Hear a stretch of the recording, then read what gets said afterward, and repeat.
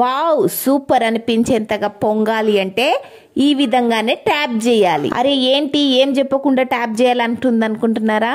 Hi అండి, welcome to my channel JCMN cooking vlog. Chapatis recipes అయితే skip చేయకుండా end వరకు చూడండి. చపాతీ రెసిపీస్ లో స్పెషల్ ఏముంది అనుకుంటున్నారా? ఇందులో స్పెషల్ ఏముందంటే ఒకేసారి తడుపుకున్నటువంటి ఒకే రకమైనటువంటి పిండితో పూరి, రోటీ, పుల్కా, చపాతీ మంట మీదైనా పెనం మీదైనా పొంగేలాగా వచ్చేటట్లు చేసుకోబోతున్నాం. వీడియో నచ్చినట్లయితే ఒక లైక్ చేసి సబ్స్క్రైబ్ చేసుకోవడం మర్చిపోకండి. మీ ఫ్రెండ్స్ కి రిలేటివ్స్ కి షేర్ చేయండి. JCMN cooking vlogs, vlogging cooking videos చేస్తుంటాను. ఎంకరేజ్ చేయండి, సపోర్ట్ చేయండి. చూడండి, మెత్తగా మృదువుగా వచ్చే చపాతీ అనేది నేను ప్రిపేర్ చేశాను. ఫస్ట్ మనం ఏం చేయాలంటే, నేను పిండి తడిపిన రోజు చేసి చూపిస్తున్నాను. ఆ నెక్స్ట్ డే కూడా ఫ్రిడ్జ్ లో పెట్టి మళ్ళీ తీసిన చపాతీ కూడా నేను చేసి చూపిస్తాను. నేనైతే ఆశీర్వాద్ మల్టీగ్రెయిన్ ఆటా తీసుకున్నాను. ఏ పిండి అయినా తడిపేదాన్ని బట్టి మనము చేసుకోవడానికి బాగుంటుందండి. సక్సెస్ఫుల్గా ఏది పూరి చపాతీ ఏది చేసినా సక్సెస్ఫుల్గా వస్తుందన్నమాట.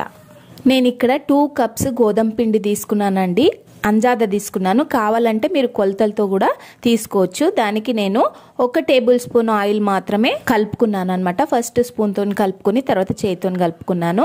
కావాలంటే కొంతమంది ఎక్కువ ఆయిల్ కూడా యూజ్ చేస్తారు.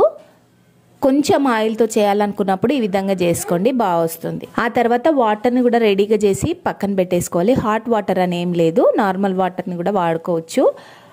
వాటర్ని కొద్ది కొద్దిగా వేస్తూ మనం పొడి పిండి లాగా కలుపుతూ పిండిని తడుపుతూ ఉండాలన్నమాట. లాస్ట్కి కావలసినంత మనము వాటర్ యాడ్ చేస్తూ పిండిని ముద్దలా ఎక్కువ ప్రెస్ చేస్తూ కలుపుతూ ఉండాలన్నమాట. కొద్దిసేపు కలిపి కొద్ది వాటర్ యాడ్ చేసి కొద్ది తర్వాత అయినాక చేద్దామని అంటే పిండి అనేది బాగా కలవదండి. అలా కలపకూడదు. ఒకటేసారి పిండి అంతా కలిపే వరకు ఎక్కడ మనము స్కిప్ చేయొద్దు అనమాట.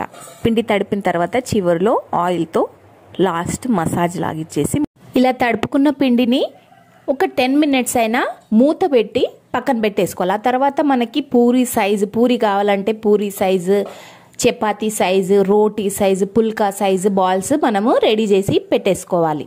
ఫస్ట్ నేను చపాతీ చేస్తున్నాను. ఆ నెక్స్ట్ లేడ్ చపాతీ, ఆ తర్వాత పుల్కా కూడా చేస్తున్నానండి.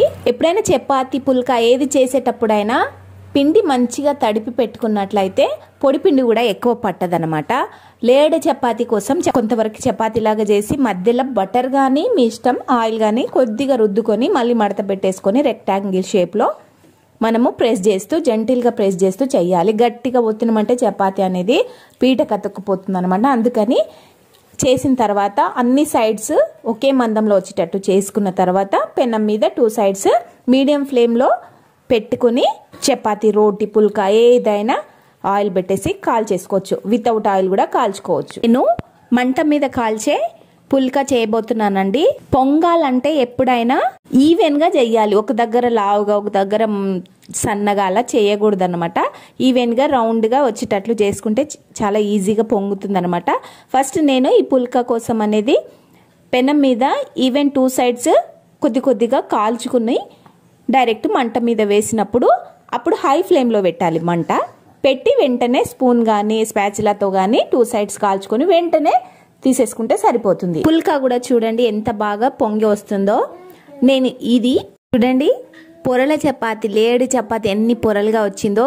చపాతీ ఈవెన్ చపాతీ కూడా బాగా పొంగి లేడుగా వస్తుంది. పిండి తడిపిన రోజు చేసినాను అనమాట. ఆ నెక్స్ట్ డే మిగిలిన పిండిని ఫ్రిడ్జ్ లో స్టోర్ చేసి నెక్స్ట్ డే కూడా పుల్కా, చపాతీ,